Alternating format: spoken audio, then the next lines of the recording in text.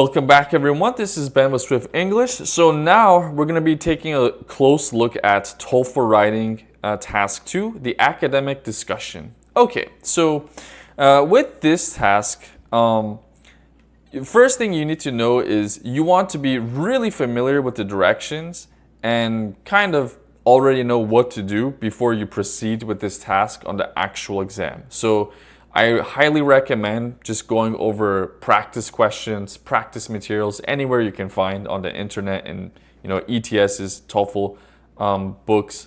So, and you'll notice all of them will have something like this.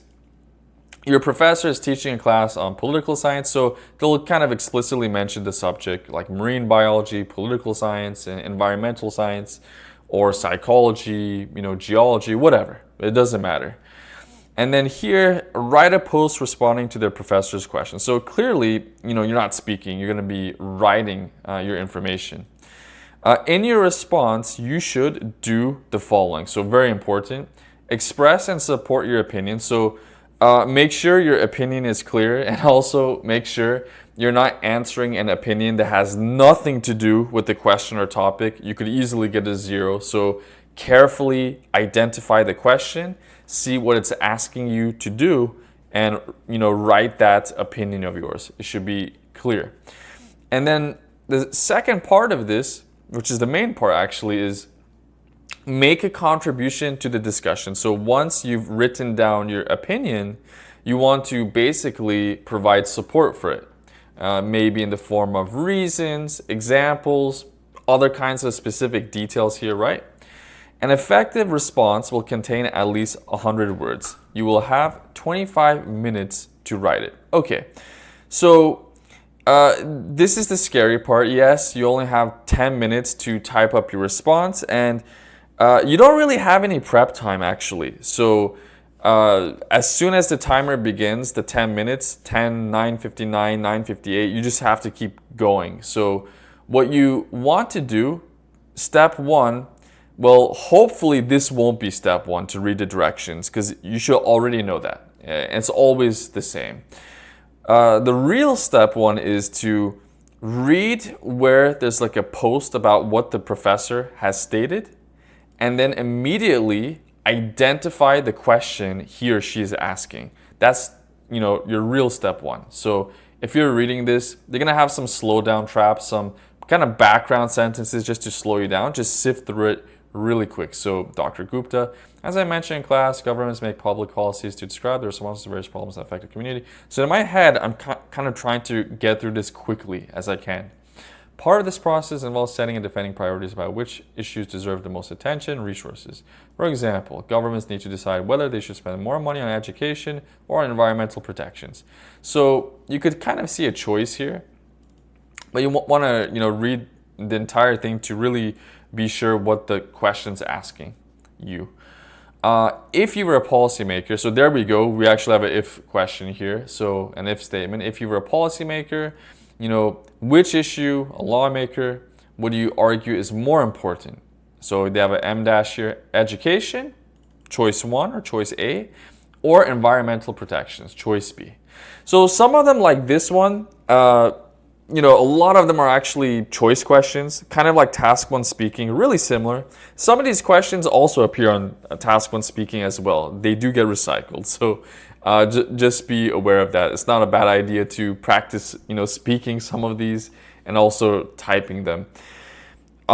If you don't get a choice question, you might get an agree or disagree kind of question. You might get a good idea question. You might maybe get something about advantages, disadvantages, really common. All right. Now, on the actual exam, the information pertaining to the professor will appear on the left side of the screen. And there'll be like a picture, like an avatar of the professor.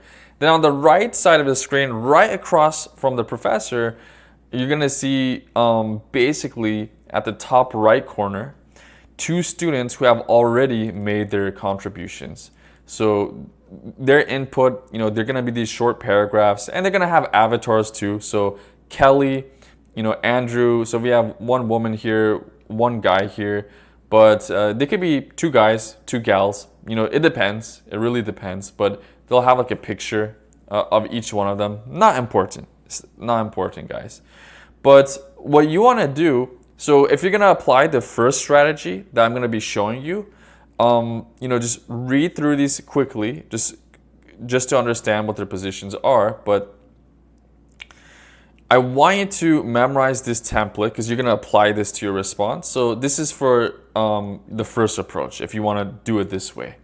So you're going to focus strictly on your input, not what the other two students have to say. So you're going to kind of treat this like a task one speaking, two reason, two examples style, right? So, well, I definitely, opinion. First of all, reason one, for example, example one. As a result, it could be as a result or a different sentence type, but this is an easy one to do in a lot of situations.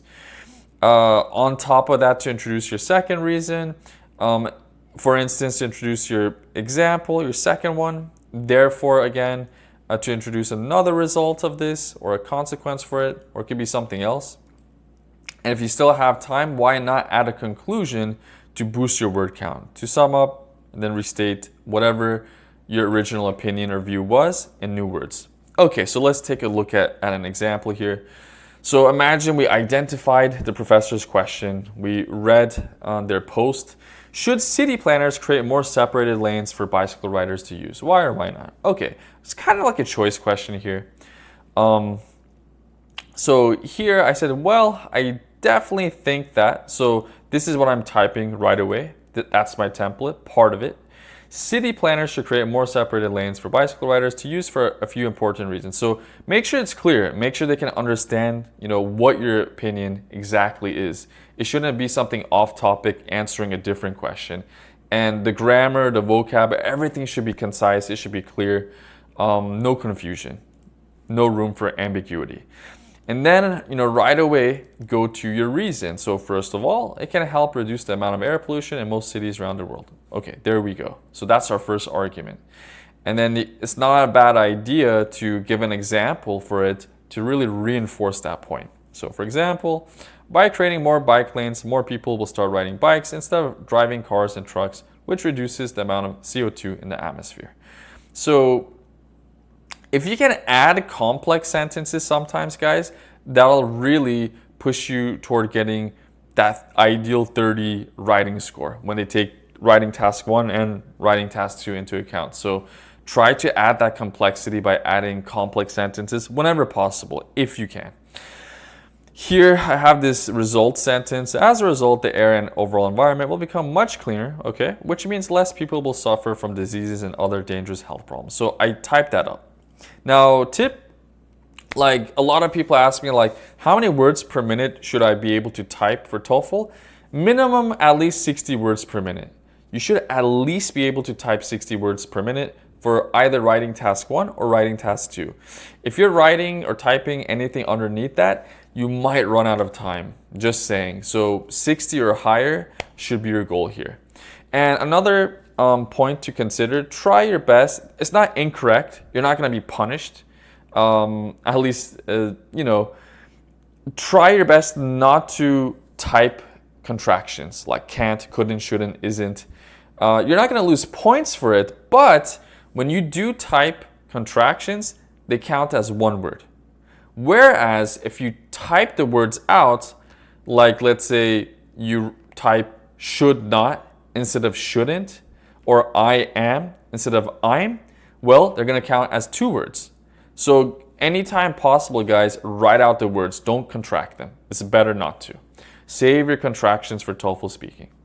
So here I have like my reason to. I introduced it using on top of that. Why didn't I use also or plus? Is it because, they're short? Yes, actually, yes. The more words, the merrier, the better. So you want to have like a high word count. So my rule of thumb, they say at least 100 words, but a lot of people don't get a high score with just 100 words or 105, 110 words. It kind of feels too short. So in my opinion, I highly recommend typing at least 135 words or more. And when you really get good at this, try to go more. I have some students who can type sometimes 160, 180, 200 words, 210. But of course, some of them are exceptional. Maybe they have insanely fast typing speeds. That could be the case. Or some of them, they've taken tons of English classes, or they've studied English as a second language from an early age, since age 12, 13, 14, at a top tier private school. There are many reasons. We all have different abilities here. But I don't expect everyone to do that. But in general, when you have more words, it does help your score. Just make sure, and when you do have more words, that the information is relevant to the topic, it addresses the question, and it's not something off topic, and you're not making a million typo mistakes, okay? That's something you have to consider here. So here I have another example phrase, example sentence, and then here I have a result or consequence sentence. And right after this, I have an optional conclusion, but I highly recommend to go for it. It shows, dominance of the response. So it shows your confidence, your control of the response, and you're boosting, again, your word count. To sum up, urban planners should build more bicycle lanes. And I like to sum up, I like on top of that, I like these longer transition words because, again, once, like I mentioned earlier, you're adding more words to your count. Okay. So now, let's say you want to briefly address or mention the input, the contributions of the other two students, right? So you could do that, and TOEFL loves to see that because that's the more difficult approach to do. So in that case, your template to memorize is this. So instead of jumping to your opinions statement right away, have this kind of statement. I understand, the student you don't agree with, their point of view, but this is gonna create a complex sentence off the get-go, so that's awesome. I mostly agree with the student you do agree with, right? And that's it. So that's your first sentence, this right here. Then in your second sentence, you're gonna explicitly mention your position, your view, your opinion here, your perspective. You're gonna say while, again, to refer to what the other student had to say, the one that you don't agree with, that you don't support. And then you're gonna have a comma and say, I still think something, is the right decision or the right opinion. So whatever that is, type it up. And now the rest of it is exactly like that first template I showed you, that first approach, that first method. So you're gonna have your first of all for reason one, for example one, as a result for, the result of that. And again, it doesn't have to be this.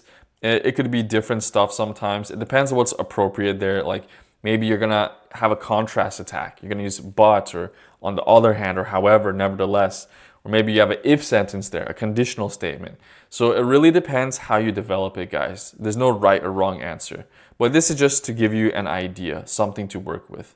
Again, reason two, and maybe you could go into an example or at least some kind of specific detail or explanation that connects to reason two, and say maybe another result sentence right after it. And of course, if you have time, why not conclude it? To sum up, then restate your opinion, your view, your position, but paraphrase it using new words. But the meaning should stay the same. Really important.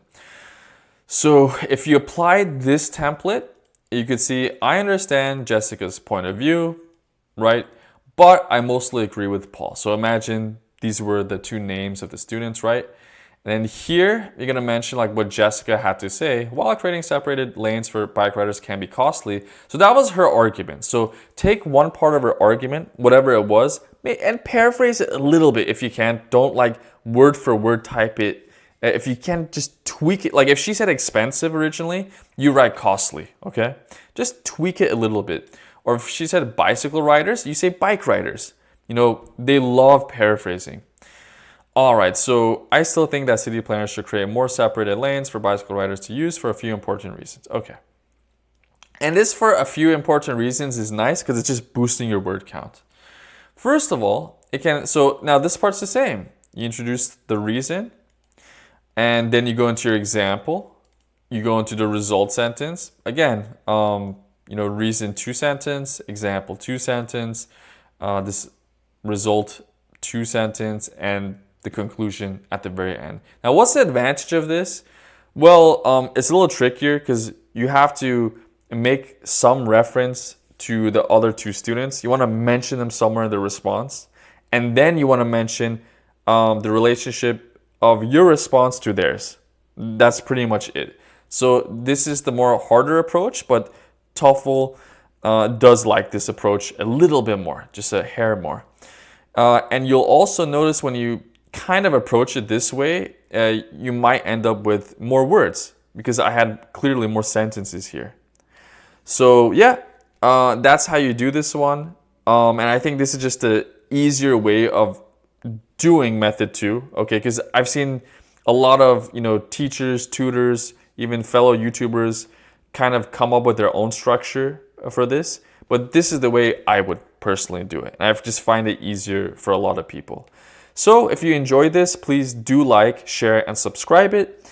And leave some comments below. Tell me a little bit about your experiences related to TOEFL Writing Task 2 academic discussion. And I'll see you guys in the future. Have a good one.